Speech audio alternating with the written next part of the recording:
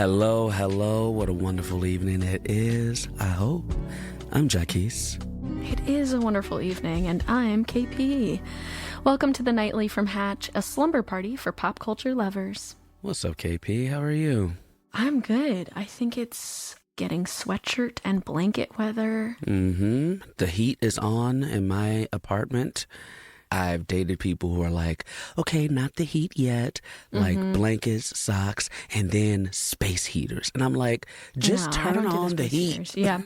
If we've gotten to space heaters, it's time for the heat. But for me, I lived with some cheap people too, and my mom in the winter kept it at 61 degrees. I go, that's not even heat.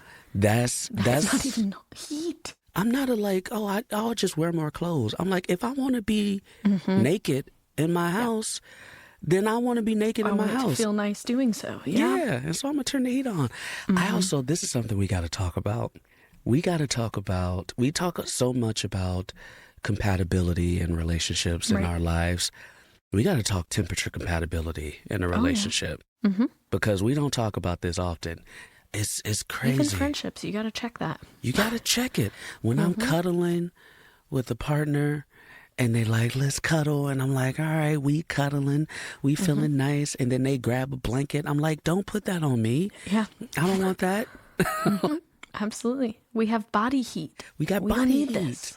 This is more important than horoscopes. Check their ideal temperature before you get involved. Exactly. Because KP, would you said your mom, like, keep the house cold, basically. Yeah. Would you partner up and then spend the rest of your life and maybe have like a family or children with someone who always gonna be like, keep the temperature at 60 degrees when it's 52 outside? I mean, that is just tough. I would rather cold than hot, but I'm like 61 in the winter. I'm then just cold all day. Yeah. The worst is I take really hot showers. I'm lobstering out in there. When you go from a hot shower to a 60-degree home, it's too much. It's too much. Shocking.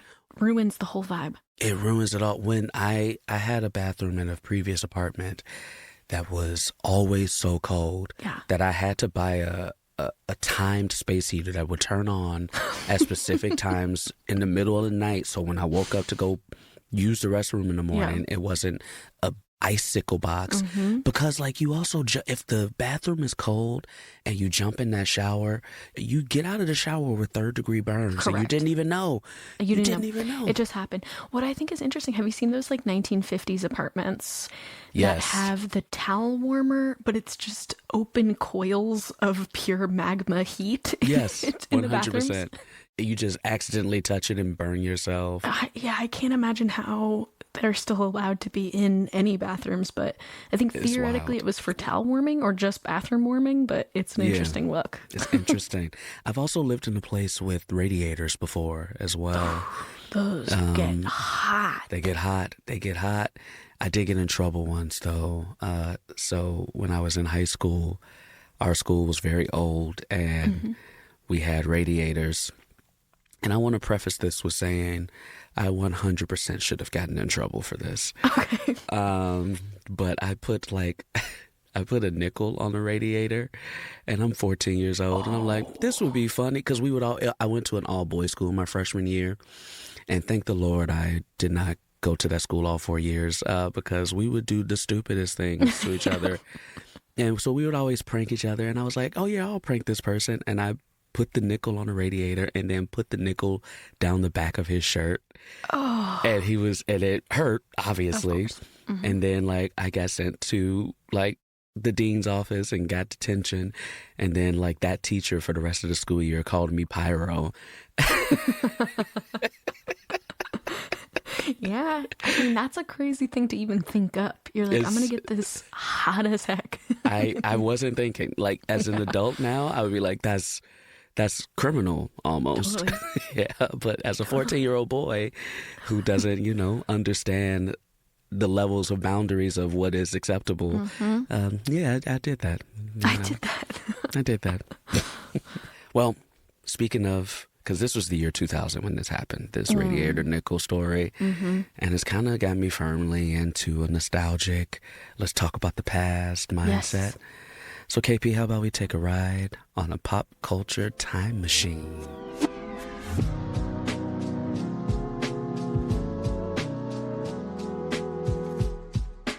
KP, you have a lot of great time machine moments. I always love talking to you about this stuff. So I got to know, where in time would you love to experience? All right, we're going to go a little farther back than the year 2000. Okay. We are going to go to the year, I believe, 1971. Ooh. We're going way back. Dinosaurs were roaming the earth. Yes. And one of those dinosaurs was named Eric Clapton.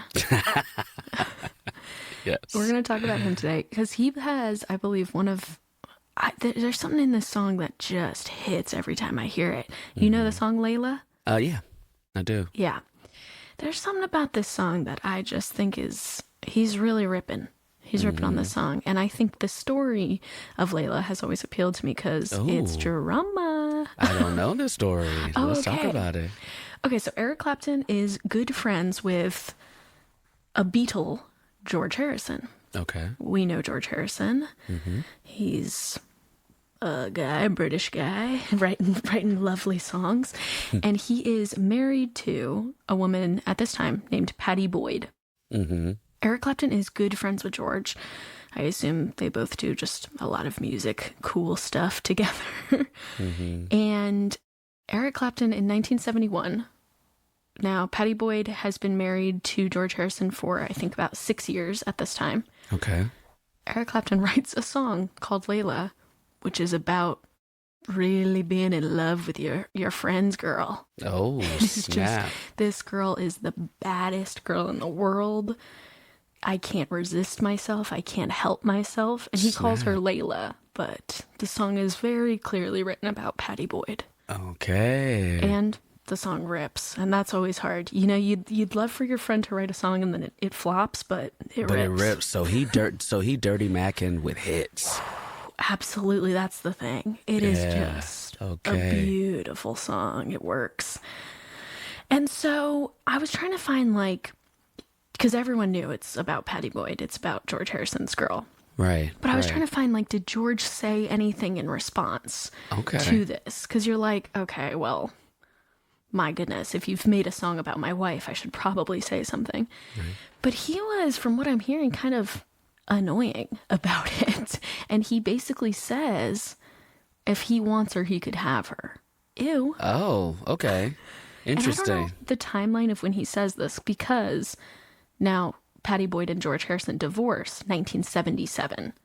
But so this is 6 years after the song came out. Okay. Wow. What a terrible thing to say.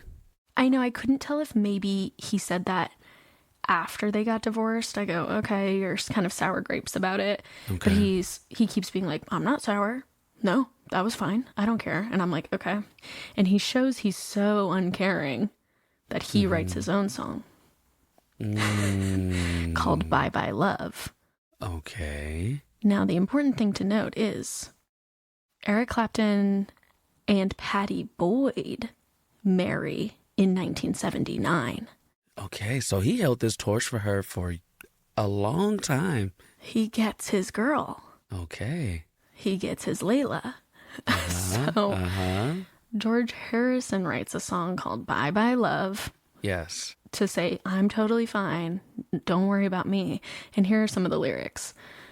There goes our lady with a you-know-who. I hope she's happy, old Clapper, too. Clapper, Clapton. I know. I'm like, okay. We had a good rhythm. This is the weakest Beatle. This is the weakest Beatle. Truly, I'm sorry. I'm sorry. I like some of his songs, but come on. We had a good rhythm and a little slide till she stepped in. Did me a favor. I threw them both out. Don't even rhyme, bro. I know. I can't imagine. Maybe I'm not doing justice, but... So, yeah, and he goes on to say, Our Lady is out on a spree. You know, come on. His grapes are salty, His sour. His grapes are sour and salty. His grapes are sour and salty. Mm-hmm. And then, so Pattie Boyd and Eric Clapton are together until 1989. So they have 10 years of marriage. And she had 11 years of marriage to George Harrison. So she's in it for some long hauls.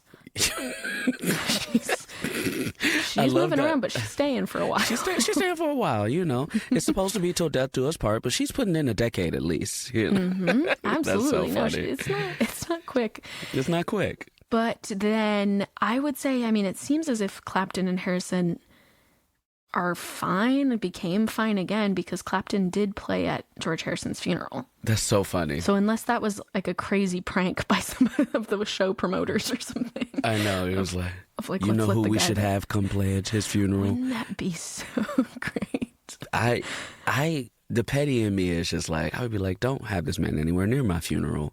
But then also I'm like, well, you know, if I didn't want her anyway, because apparently he didn't want her, that's what he says, yeah. You know, and then she decided to, you know, it's her choice who she wants to be with.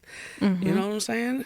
And then Eric Clapton came out with, you know, If I Could Rule the World and all that stuff. Maybe that hit. That's a good maybe one that too. hit George Harrison in the feels, and he changed his tune. And here's one more little tidbit. George was frequently, it seemed as if his marriage to Pattie Boyd was a little bit, he was quite neglectful, it seems. And he was cheating quite a bit, including with Ringo Starr's wife, Maureen. What is up You with know what I'm saying? Listen, I mean, look, Come on. I know Hollywood is a place, all right? This is Liverpool. We're And, not right, even in. we're not even in Hollywood. Man, what's up with y'all, with all these people's wives, man? Like, y'all can have anybody. Why y'all chasing other people's wives? Totally. Man. Yeah, and for George to be like, oh, yeah, whatever, take her. I'm like, you're with Ringo's wife? I mean, everybody. Maybe that's why he was like, whatever, take her. I got somebody else's wife to get. Yes. I do kind of want to know what kind of charisma Pattie Boyd was working with. She's beautiful. Yeah. She is gorgeous, but she also seems like she had a way about her. I mean, I'm listening to Layla and I'm going, I got to meet this woman. I got to meet this woman. Like, I'm falling in love with her too, just listening to the song. Absolutely. Absolutely. I love this. This was fun. I didn't know this drama. I know. This is just some nice dad rock drama. This is like, you don't know what's going on between. Because I thought Eric Clapton was kind of boring. Like, just when I was a kid listening to the music, like the Save the World song, I was like, okay, you got it. It's a little corny. Yeah. But he had some motion. Yeah, you know, he had a little bit. Babyface wrote that If I Could Change the World song, so that's why I loved it, because it had R&B feels in it.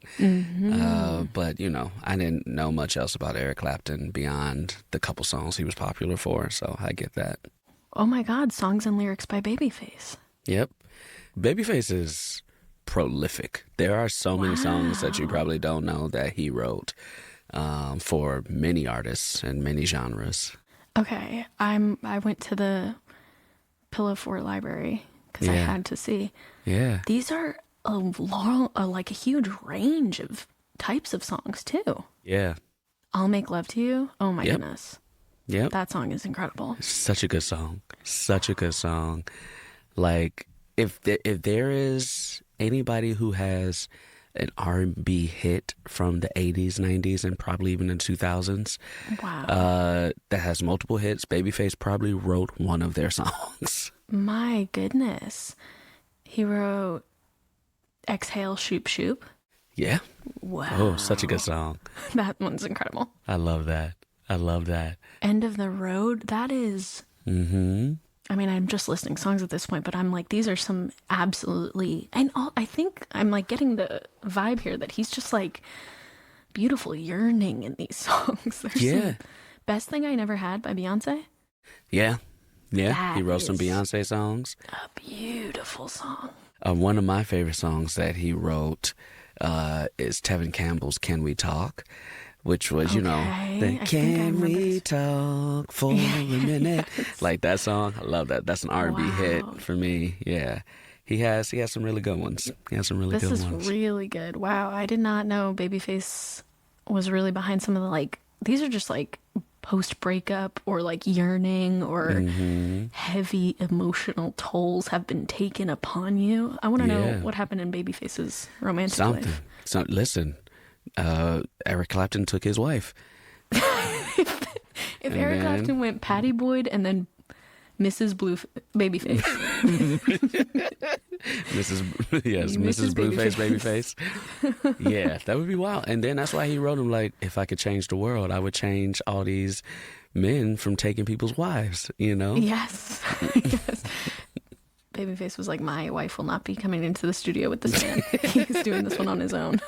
He's doing this one by Eric Clapton himself. is Mr. Steal Your Girl. Absolutely. Yes, 100%. Yeah. Yeah. I would love a career like that where like you're so involved in the music industry and like the viewing or listening public may not know it, but like you have the respect of like all of your peers. Like you are known in the circles as like the guy or one of the best to do it. Like that's the perfect career. Yeah. I mean, I didn't know. I knew he had some great songs, but I didn't know it was this many. And I think it's just like to go Boyz II Men, Beyonce, Eric Clapton. I'm like, you're doing all over the place. Yeah. Yeah, that's the thing, too. He's written for, like, Whitney Houston. He wrote for Madonna. Yeah.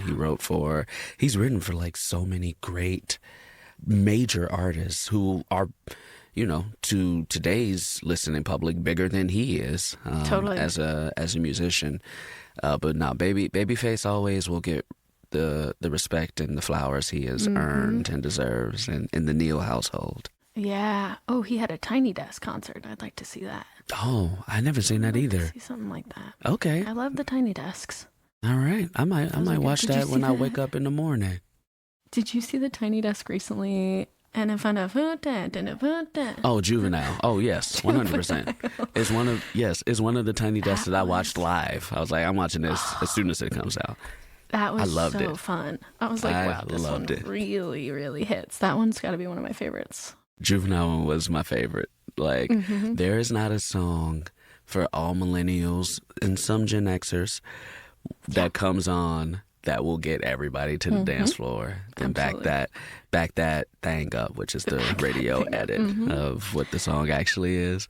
Because when that first beat hit, the doom, doom, doom, like everybody running, leaving their chairs, running. Yes, yes. They also have in that Tiny Desk, they have John Baptiste, I think, playing some sort of instrument I've never seen before, but he's, you know, prolific in all music things, and he's just playing back that thing up in the background of a tiny little NPR office. I love it. I love it. It's amazing. So Juvenile fun. brings them all together. He brings them all together. I'm glad we took that Babyface detour after some Eric Clapton dating drama. I love that. And you know what? Now that I'm back here in the present, I'm feeling pretty wiped out from all this drama and flowers that we have given. So I think I'm going to go ahead and call it a night. And I am going to sleep. I think that's about right for me, too. Nice talking to you. Nice taking that journey. And I'll talk to you next time. Good night, Jacquis. Good night, KP.